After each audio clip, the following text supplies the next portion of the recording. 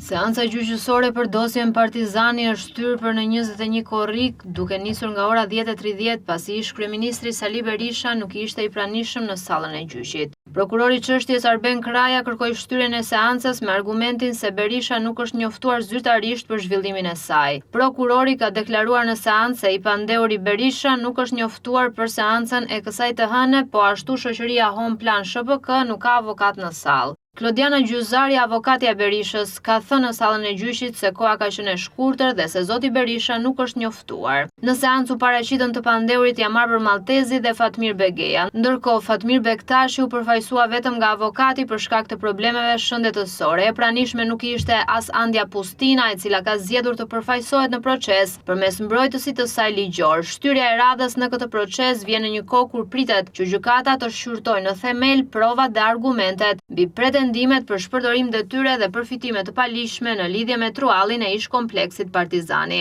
Sipas PAK, Berisha dyshohet se ka favorizuar dhëndrin përmes vendimeve qeveritare në kohën kur ishte kryeministër.